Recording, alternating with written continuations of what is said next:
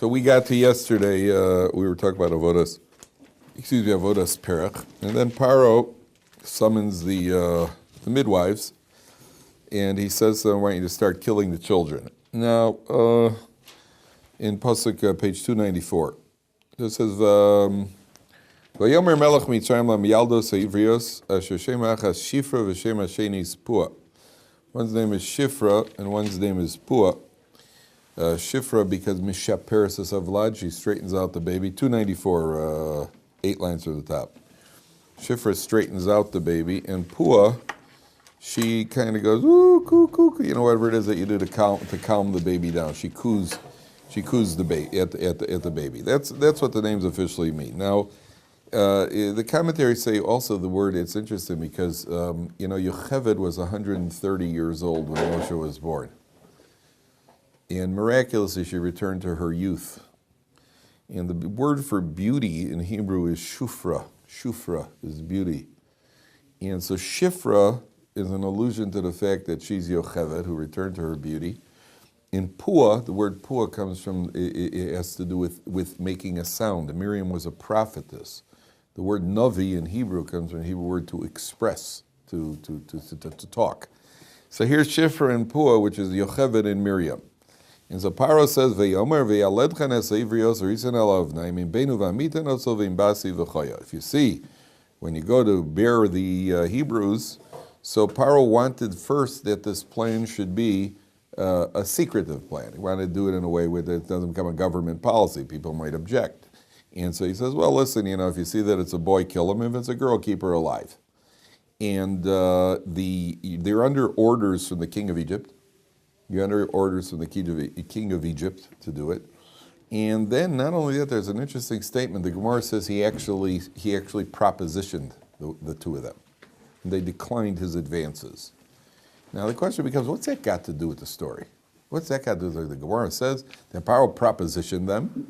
He actually summoned them for intimacy, and they declined his advances. What's that got to do with the story over here? All right, so we'll see in a second. Vatirena ha'miyaldos es Elokim, they feared God. V'lo asu kasher dibra le'en melech Mitzrayim, they disobeyed the king's orders.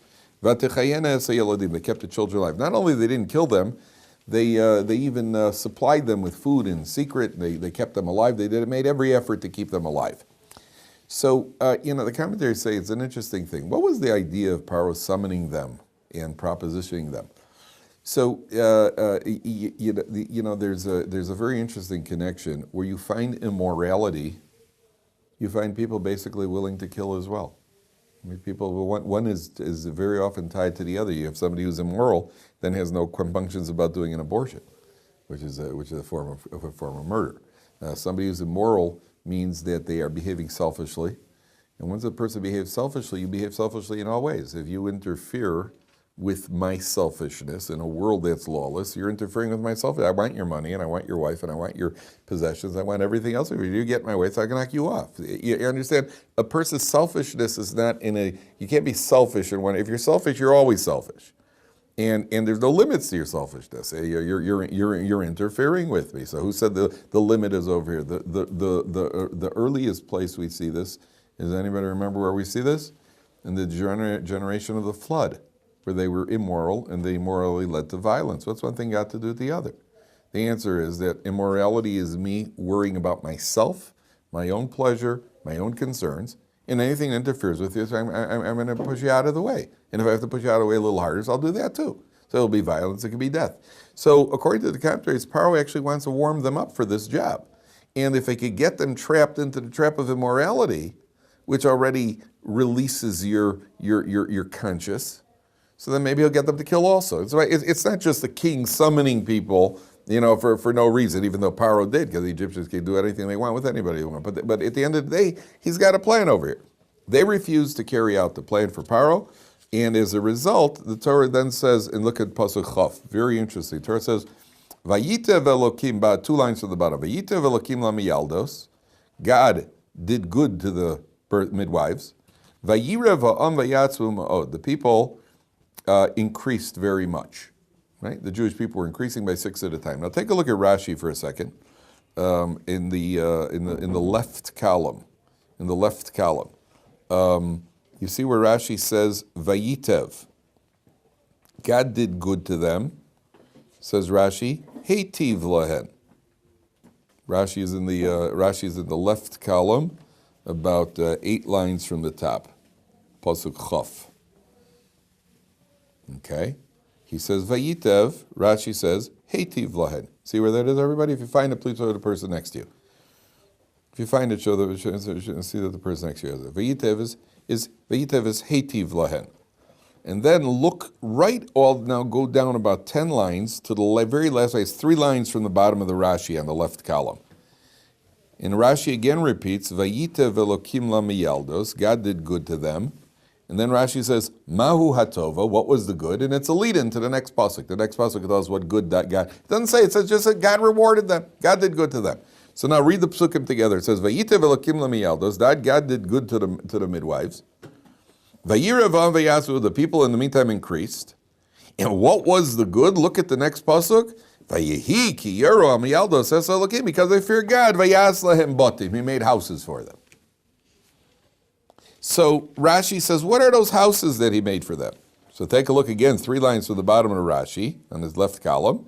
Vayas lahem batim, Bate kahuna v'levia u'malchus. The houses of kahuna, levia, and malchus, which are going to come from Yocheved and Miriam. They're going to be destined, the Jewish people, Kohanim, Leviim, and kings.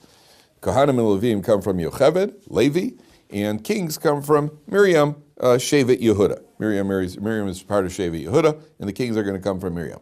So God bestowed good on them, and He rewarded them with the houses of Kahuna, Levi, and Malchus to come from their tribes in the future history. Okay, that's what Rashi says. So first of all, a little bit awkward here that the first pasuk begins with, well, God did good to them, and then it kind of writes in almost as a break. The people increased, and doesn't even tell you what the good was till the next pasuk. It's a little bit awkward. The structure is a little bit awkward. So based on that, some of the commentaries say, well, it's a little different, reads a little differently. The good in Pasuk Chaf is not the same as the reward in Pasuk Chaf. They're 2 different things over here. What's the good in Pasuk Chaf? Vayitev Elokim lamialdos, vayirav vayaz, where the people increased. What's the good over here? What is the good over here that God has done for them? Yeah, so where's the good? What's the reward God gives them?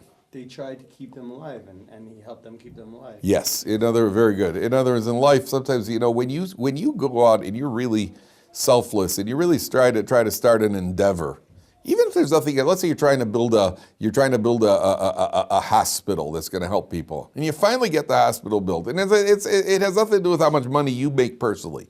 When your project comes through, there's a tremendous satisfaction. Especially if you've been moser nefesh, if you've been really devoted yourself to it. There's nothing like a cause, seeing a cause come through. Something that's the greatest reward in life. The cause came through. You knew that you helped somebody after trying so hard. You started an organization to help people who need medical assistance, or whatever, and people actually got helped. There's no greater reward than knowing that you're seeing the fruits of your labors. Okay, number one. Then what does God do? So when they see the Jewish people are increasing, what greater satisfaction could be than knowing you were meant to kill them, you kept them alive, and now that they're increasing? And that's the greatest. And then the reward, and the next guy says, and you know what the reward was? That wasn't even the reward. That was just the benefit of their actions. You know what the reward is? They're going to be destined to have Kahuna, Levi, and Malchus. So the question becomes, God pays, you get what you deserve. You get what you deserve in life.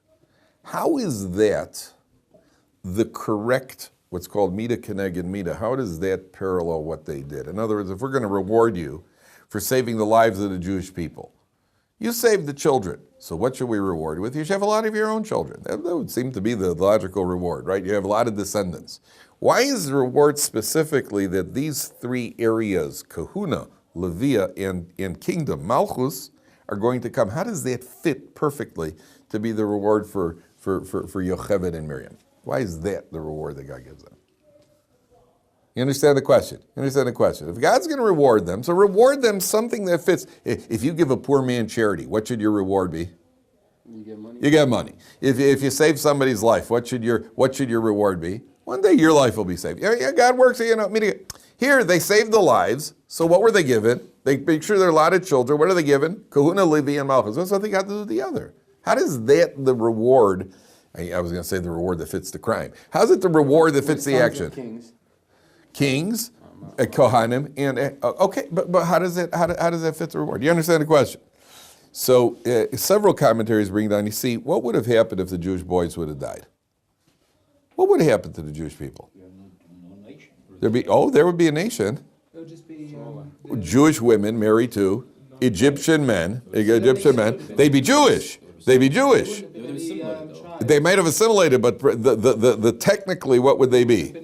They would be Jewish, but there would be no Kohanim, no Levim, and no kings, because they're like the father isn't Jewish. So what they did was they didn't save the Jewish people; they saved the pedigree of the Jewish people. You save the pedigree. You save the pedigree. You get the pedigree tribes. You save it. You understand? It fits perfectly. You save the pedigrees. You get the pedigree tribes. Now I'll tell you something, really that you have to remember. Do you ever hear the idea mitzvah goreres mitzvah? A mitzvah causes another mitzvah. Okay? Now, there are different explanations of what a mitzvah causes a mitzvah is. And a mitzvah causes a mitzvah, it really, goreris means it drags along another mitzvah in its wake. It brings along another mitzvah. And an avera goreris there. So one example would be, let's say you're standing in line at the bank, and the guy in line in the bank says to you, can I borrow, you have a pen I can borrow. So you lend him the pen. And the guy behind him sees, oh, yeah, I need a pen also. Can you mind if I borrow? You can bet. So your pen makes a round of the room now, because you did the first mitzvah, went to the second mitzvah. You were in shul, and you picked up the pushkin. You walked over to the guy, and you walked around with the pushkin, and the guy says, oh yeah, I didn't give tzedakah either. So now, because you picked it up, so now one mitzvah leads to another mitzvah, and then the next day somebody taps you on the shoulder and says, hey, I see you like doing tzedakah. We need a guy to run our organization over here. And because he did one mitzvah, it drags along in its wake another mitzvah, like a magnet. Okay, that's the plain explanation of mitzvah goreris. But it's the same thing with an avera. The guy does an avera, he goes to a bar, goes to the bar, then he does other things in the bar. Does other things in the bar, next thing you know, he's doing other things in other bars. Next thing you know, he's bar none. So the what do you got? You're what do you call it? You're one mitzvah. That's the way it works in life. It works in a very illogical process. But there's another. Now listen to this. This is really something that it's mind-boggling. It's mind-boggling. When you do a mitzvah, you get rewarded, right? You know that God wants to reward us. God is the source of all good, right? So when you do a mitzvah, you have now given God, so to speak, the opportunity to reward you. By giving him the opportunity to reward you, you've done a mitzvah. And for the mitzvah, you now get rewarded. By giving him God the opportunity to reward you, you now get another mitzvah. And you understand? You know what that means? That means every mitzvah is, every single mitzvah you do is absolutely endless and eternal. Because every single mitzvah that you do triggers off a chain reaction of rewarded mitzvah. You have made God happy. That itself is a mitzvah. So God rewards you, which makes him happy, which is a mitzvah. So God rewards you, which makes him happy, which is a mitzvah. So every time you do a mitzvah, you are actually tapping into an eternal. Now you understand what an eternal reward is. Now you understand what an eternal reward is. An eternal reward means I've done a mitzvah, and the mitzvah triggers off an eternal reaction. That's mitzvah goreris mitzvah. So if you do a mitzvah, remember we spoke about the idea of the ripple effects of a mitzvah. Remember we spoke about that, the idea when you do a mitzvah, it's not just the mitzvah, it's whatever comes off of that mitzvah. People watch and people see. Whatever comes off of that mitzvah, you are rewarded for that mitzvah. So there was if you don't have to go out and do it in public. You don't have to go out and do it in public. A lot of private things work. So if the Chafetz Chaim wrote the Mishnah Berurah, the Chafetz Chaim is rewarded every time we open the Mishnah Berurah. And every time you teach it to somebody else, the Chafetz Chaim shares in that reward. But when that guy teaches it to a third person, you share in that reward as well. There's a whole chain over it. That means every time we learn Torah, Moshe Rabbeinu's account is growing. It's a pyramid scheme with an endless pyramid where nobody loses. That's the only difference. It's a pyramid scheme. It's a Jewish pyramid scheme, but nobody goes to jail. That's the only. Everybody comes out a winner. Everybody comes out a winner. Nobody's in jail working for 70 cents an hour. Everybody. What do you call it? Everybody ends up rich. It's a pyramid scheme, and it's absolutely an incomprehensible pyramid scheme of the kind of reward you get for the things that you're doing. Did I ever tell you a story? The guy came to the doctor, I tell you a story about the guy goes to the doctor. Doctor examines him. He tells the guy, secular doctor, says to the guy, says a frum guy, tell you a story? Frum guy goes to the doctor. Doctor says to him, you have a what do you call it, terminal illness, and you have two choices. You could either go through a series of treatments, which will be very painful, will extend your life for about 3 or 4 years, or you can, you can take the easy way out, just not do anything, and you'll die relatively painlessly within about 6 months. What would you like to do?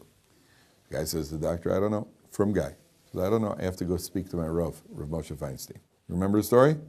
I told you the story. Okay, so that's the idea. Whatever happens at the end, whatever the effects are, those effects are now on your credit. That's the ripple effect. HaKadosh Baruch Hu bestows a good on Yocheved and Miriam. You didn't kill the children. You know what I'm going to do for you? I'm going to increase them. And then every single child in Klal Yisrael now, who you don't kill, and you wouldn't have killed, because I know you're not killing them, you're not going to be rewarded for them. For every child that is now born, you're rewarded for not killing that child, because you've proven you wouldn't kill them anyway.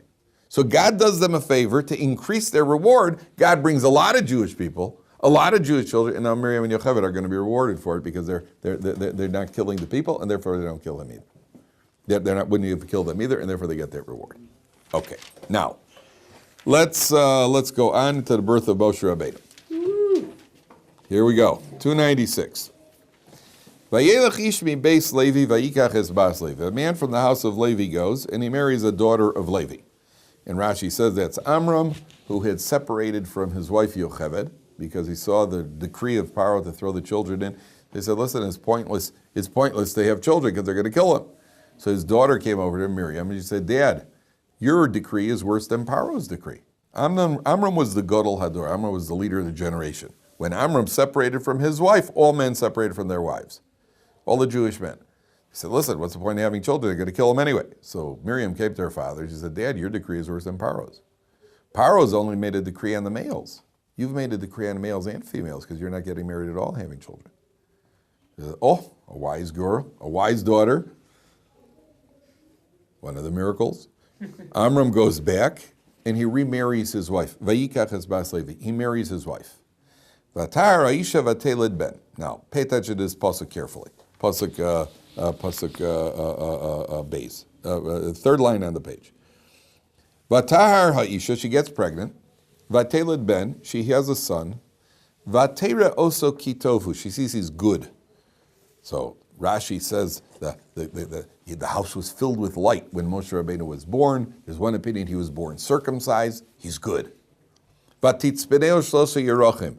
She hides him for 3 months. What's the obvious question here? What's the obvious question?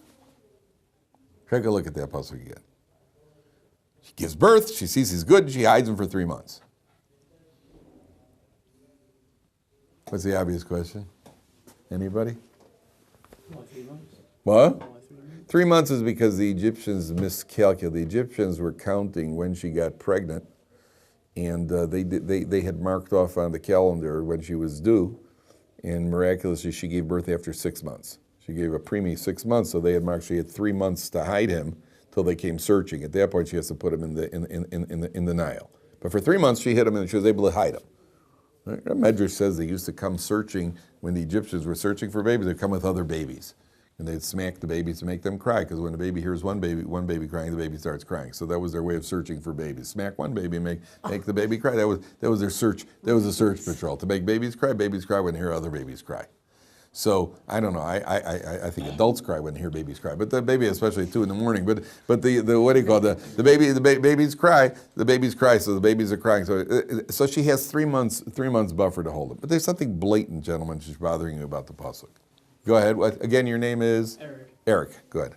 Is it because it says he was good? Very good. Very good. He was good, and she saw it. Yeah, I forget why, but she said he was. She hit him because he was good. I understand. And if she didn't see he was good, so she wouldn't have tried to save his life. There's a mother in the world that's going to try to save her baby's life over here. You know, there's a mother in the world got, oh, well, he's no good. You know, dump him. You know, every mother thinks her baby's gorgeous. I got news for you. They ain't.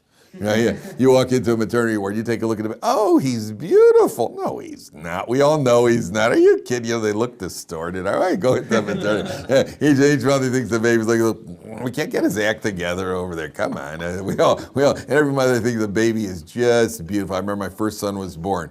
So my parents came in to see him, and my wife is holding him, and I just remember his ear was like this. It hadn't uncurled. His ear was just like this.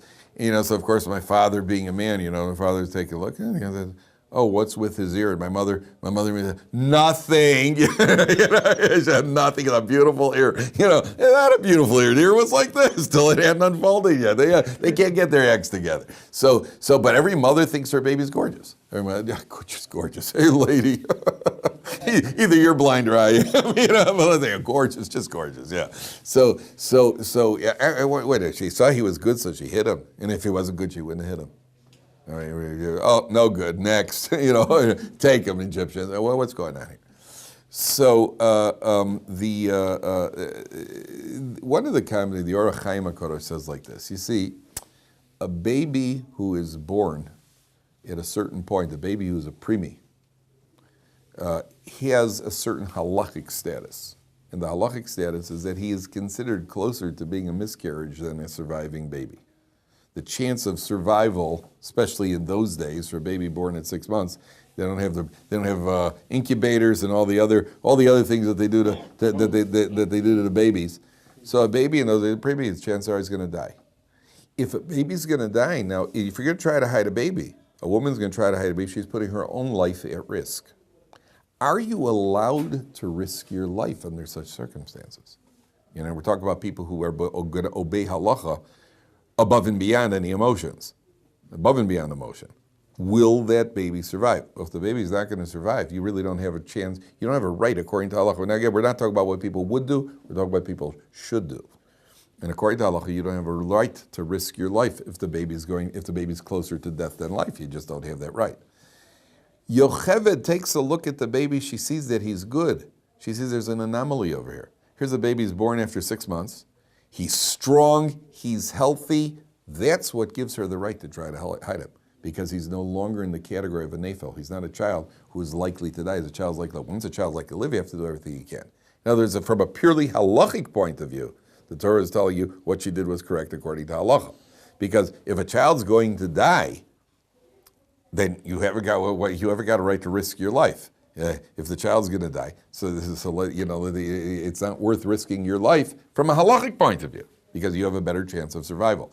So you get sometimes these these agonizing questions in halacha about, in the Holocaust there were plenty of questions were asked where a father wants to know if he could sacrifice his life for his son in the Holocaust. So he sees a list. The Nazis have his son is on a list of people who are going to be executed the next day, and he could bribe the officer to let him switch places with his son. Is he allowed to? The halacha is you're not allowed to. The halacha is you can't switch places with your son.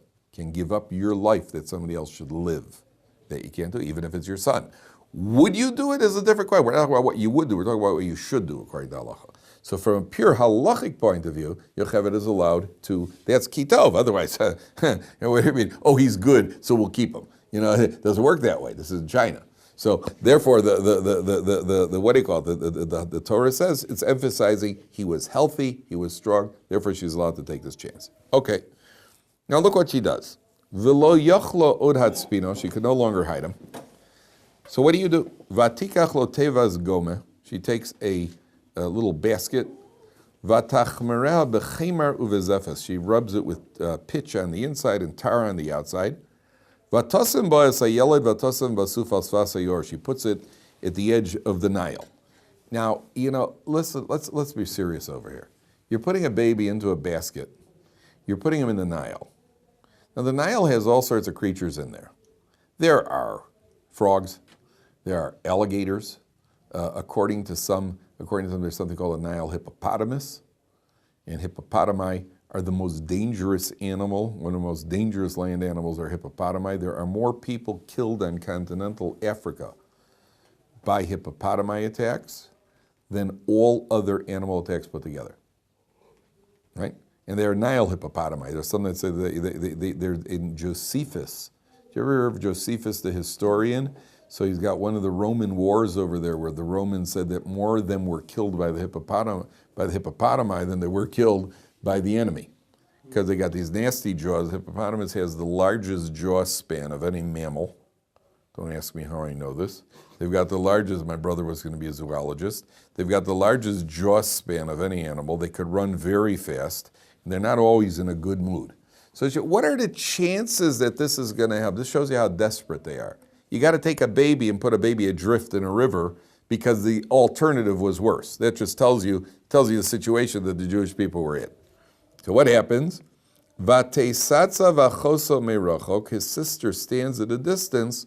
L'deya ma'yeyasalo. What's going to happen to this baby? We got to have a witness over here. Now pay attention carefully. Vatered bas paro lirchotz ala yor. Bas paro, Paro's princess. How providential. The princess is going to wash at the Nile. Vinarosel chosayara yor. They're walking alongside the Nile. Vatera es ateva besoch hasuf. She sees this little basket. Vatishlach es amosa vatikachel. She sends her maidservant to go get the basket. That's one opinion, amasa. What's the other opinion, what her amasa is? She stretched out her arm. She reached her arm. And what happened to her arm? It's extended. Her arm extended. Like, remember that one of those superheroes, Mr. Stretch or something, he could stick his arm out, and it just extended. Her arm extended and she pulled in the basket.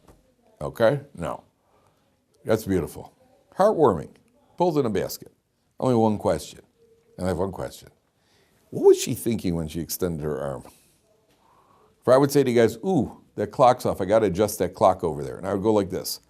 And my hand would extend. Right? So you guys would be impressed. I mean, the guy's a rabbi. Obviously, he knows how to do things like that. My hand would extend. I would just adjust the hands on the clock. But if that happened, that means you've never learned Gemara. Because that means you should be asking, well, what was my Havamina? Why did I think it would work? And what would your reaction be if I stood here and said, Dave, I got to adjust that clock. Like that. What would you do? You'd probably walk over to Rabbi Madeline and say, well, I got to talk to you about Rabbi Kaplan. We got some issues over here with Rabbi Kaplan. I don't know, he was doing strange things in Shir, right? It's no less strange if I stretch, hey, it really stretched. Look at that! what a good time. Next thing I know, I'm going for wallets. This is great. We got to have a great time over. What's that? Rabbi Madeline, the person to talk to?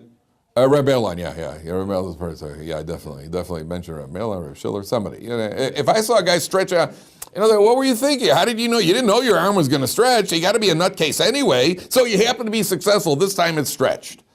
Right? Great strategy at home when your wife bakes fresh kugel. Just sit in the living room and just kind of stretch all the way around, haul it out into the next room. Great strategy. Doesn't work. Oh, it seriously doesn't work. So you got, what do you call it? So what was I thinking? None of it makes sense. It doesn't make any sense. Even if it works, it doesn't make sense because what you were doing was preposterous. So what was she thinking? According to that matter, hey, what's going on here? And this is the lady that's going to raise Moshe Rabbeinu? What's happening here? So Rabbi Chaim Shmulevitz says you learn a very important lesson here in life. When you want to help somebody, don't make calculations. It'll work, my effort's going to work, it's not going to work. Obviously, don't do anything strange. Obviously, don't say, like that. Don't literally reach out your hand, because that's strange. But the Torah is teaching you, she needs to get to him. I'm going to try, at least I'm going to try. Imagine a person's drowning in the water. A person's drowning in the water, you're standing on a bridge over the water. Even though you can't reach him, you're still going to try. You're going to try. He's tried desperate. You're desperate. In desperate situations, you try everything. You can't. Maybe your arm will extend. She's extending. It's a desperate situation. There's a basket there. She tries to pull out, and she pulls in the basket. Now, there's a beautiful, beautiful pshat here. There's a Chassidish pshat. A beautiful pshat. Vatiftach vatireu. She opens up. She sees a child. V'nei nar bocha. The child is crying. Vatachmol olav, she has compassion. Vatomer miyaldei ivrim zeh. She says, this is a Jewish child. She undergoes an incredible change, this Basia Basra. This is Paro's daughter. She undergoes an incredible change. You know what this date was? What was the date she found him? It was Vav Sivan. The 6th day of Sivan. Any date in history that strikes you as significant on the 6th day of Sivan? It's the day of the giving of the Torah. Isn't it strange that an Egyptian princess should suddenly have a change of heart with her father's decree, and go in and raise a child after her father's decree? So the commentary said when she opened up that basket, she saw a child crying. First of all, it was a nar. A nar means a youth, not a baby. There's a more matured sound coming from him. And she had the same revelation the Jewish people had at Sinai when Moshe Rabbeinu brought out the Torah 80 years later. She had that revelation right now when she opened up the basket. Basia Bas Paro opens up the basket on the 6th day of Sivan, sees Moshe Rabbeinu. She has a revelation like the Sinai revelation 80 years later. That's going to have a big influence on you. You open up the basket, whoo. You know, that's something you've never seen before. You know, that's like the pensieve, you know, in Harry Potter. You know, you open it up, ooh, you know, and then all of a sudden you're seeing somebody else, you know, you're seeing something nobody else go, hey guys, you're not going to believe what I saw. You're right. You know, all right. Right? She has a revelation that effect. That's what the commentary, that's what the Medrash says. So she sees the child, so what's her reaction? She has compassion, which is already miraculous. Vatomer miyaldei ha'ivrim. He's a Jewish child. How does she know? Yeah, circumcised. Remember we said earlier that because the Egyptians stopped, now she knows the Jewish child. It's identified as a Jewish child. But there's a Hasidic vort over here. It's a beautiful vort. It's certainly not the plain meaning. Not the plain meaning, but it's a very, very deep idea. It says, you know, she hears the crying. She says it's a Jewish child. What's the reason? Because a Jew cries differently than a non-Jew. A Jew cries differently. A Jew's got a different sound when he cries. A non-Jew, when a non-Jew cries, it's a cry of total despair. When a Jew cries, there's always a note of hope in the Jew's voice. When we cry on Tisha B'Av for destroyed Beis Hamikdash, we're also, yeah, okay, we're crying, but it could be any minute. It could be any minute. When a Jew cries, a Jew never gets to the point where he cries, he's totally given up hope. Jew doesn't get it. We shouldn't anyway. The type of cry of a Jew is a cry that's always big. We're crying 2,000 years ago as we're crying, we're still hoping for a rebuilding of Yerushalayim. Right? So the obviously, it's not the plain meaning here. It's not the plain meaning, but it's something to keep in mind the way a Jew cries. Okay. So now his sister has been watching this the entire time. She's watching the scene unfold. And Johnny on the spot, Vatomer achosa al bas paro, ha'elech ve'korasi lachisha menekes mina ivrios v'tenikes lachas hayeled. Should I go and get you a Jewish woman to nurse the baby? Moshe Rabbeinu wouldn't nurse for the Egyptian women there. He wouldn't nurse. The mouth that was going to speak to the Shekhinah would not nurse from the impure Egyptian women. He wouldn't nurse. So Basia is there. Should I get you a Jewish nursemaid? She says, Vatomer la bas paro lechi. She says, yeah, go. Vatelech alma vatikra eseim hayeled. She calls the mother. Calls Yocheved. How convenient. And then look what the Basia does. Vatomer la bas paro helichi es hayeled azeh. Take the child ve'nikiu li v'ani aten escharich. Take this child home, nurse the child, raise him, and I'll pay you. Vatikach haisha hayeled v'tenikeu. Right? What a great job. What a great job. You're paid to nurse your child. Right? You're paid to nurse your child. You know, I want to be it's like somebody, do me a favor, pay me to be a brownie tester. A brownie taster. You know, gee, I'll have to, twist my arm. You know, can you imagine a job like that? I told you, a guy's be a what do you call it? I had my best job I ever had in my life. I had to run the gym. I went to the gym to open and close the gym on Thursday nights and Tuesdays and Thursdays when I went there anyway. But the guy couldn't do it, so he paid me to do it. I was going there anyway. So, doing everything I did, but I was getting paid. I was a professional basketball player. Pay me. Pay me to test basketballs. Okay, if I have to. Be a film critic.